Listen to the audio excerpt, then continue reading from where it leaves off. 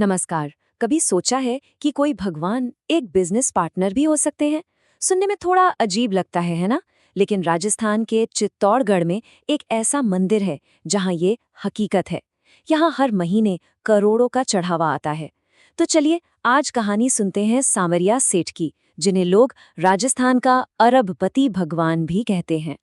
अच्छा, तो सबसे पहले उस बात से शुरू करते हैं जिस पर शायद पहली बार में यकीन ना हो।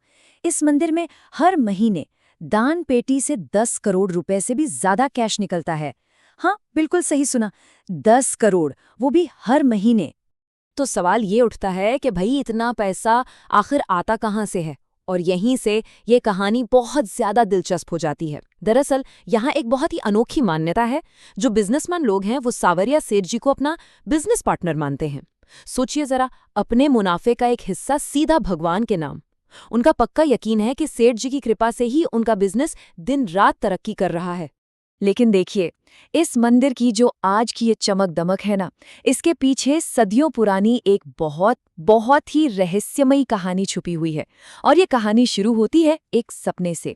एक ऐसा सपना जिसने जमीन के नीचे दबे एक बहुत बड़े राज को दुनिया के सामने ला दिया। तो इस मंदिर की जड़ें, मतलब इसका इतिहास बहुत गहरा है। ये हमें सीधा 16वीं सदी में ले जाता है, महान कृष्ण भक्त मीराबाई के समय में। जी हाँ, ऐसा माना जाता है कि ये सांवरिया सेठ कोई और नहीं बल्कि मीराबाई के वही गिरधर गोपाल हैं जिनकी भक्ति में वो दिन रात डूबी रहती थीं। तो सवाल ये है कि ये मूर्तियां फिर यहाँ तक पहुंची कैसे? और ये कहानी सच कहूं तो किसी फिल्म की स्क्रिप्ट जैसी लगती है। बात है 17वीं सदी की, जब मंदिरों पर खतरा था। तब संत दयाराम जी ने इन मूर्तियों को बचाने के लिए उन्हें जमीन में छिपा दिया। और फिर सदियां गुजर गईं, सब भूल गए। फिर साल आया 1840 और भोला राम गुज्जर नाम के एक ग्वाले को एक सपना आया। उस सपने के आधार पर खुदाई हुई और जमीन से 1, 2, 3 नहीं, पूरी 4 मूर्तियां निकली। और बस यहीं से इन शानदार मंदिरों के बनने का सिलसिला शुरू हुआ। अच्छा, तो जो 4 मूर्तियां मिली, उनका क्या हुआ? देखिए, ये भी बड़ा इंटरेस्टिंग है। जो सबसे बड़ी मूर्ति थी उसे पास के बाड़सोड़ा गांव में स्थापित किया गया, जहां आज पुराना मंदिर है। दूसरी मूर्ति को ठीक उसी जगह पर रखा गया जहां से वो मिली थी। उसे आज प्राकट्य स्थल मंदिर कहते हैं। और जो सबसे छोटी मूर्ति थी उसे ग्वाला भोला राम अपने गांव मंडफिया ले गए। और वही आज का मेन मुख्य सांवरिया सेठ मंदिर है। रही बात चौथी मूर्ति की, तो वो थोड़ी खंडित थी, इसलिए उसे पूरे सम्मान के साथ वहीं वापस जमीन में स्थापित कर दिया गया। तो अब जब ये पूरी अद्भुत कहानी पता चल गई है, तो यकीनन दर्शन करने का मन भी कर रहा होगा। तो चलिए आगे बढ़ते हैं और देखते हैं कि इस अनोखे मंदिर तक पहुंचा कैसे जाए। देखिए, यहाँ पहुँचना कोई मुश्किल काम नहीं है, बहुत आसान है। सबसे पास का जो मेन रेलवे स्टेशन है वो है चित्तौड़गढ़ जंक्शन। और अच्छी बात यह है कि स्टेशन के ठीक बाहर से ही मंडफिया गांव के लिए बसें और शेयरिंग टैक्सियां लगातार मिलती रहती हैं।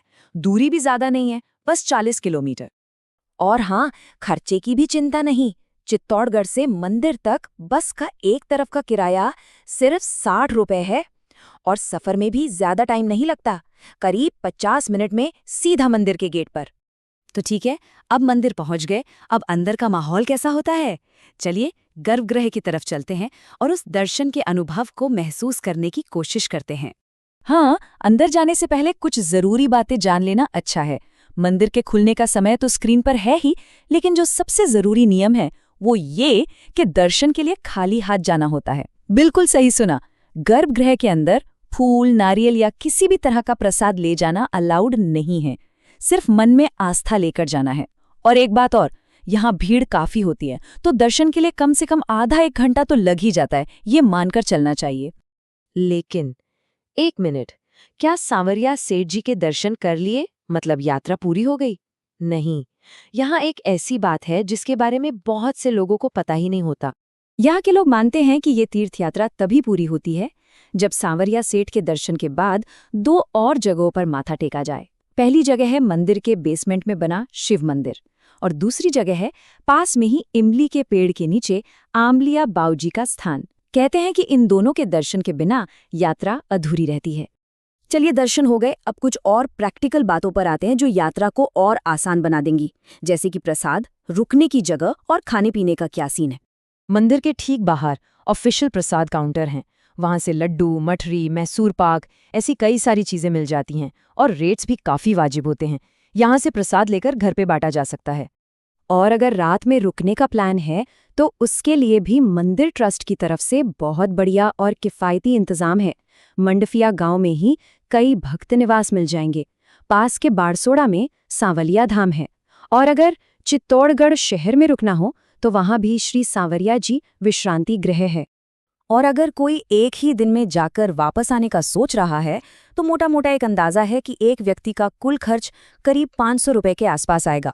इसमें आना जाना और खाना पीना सब कुछ शामिल है।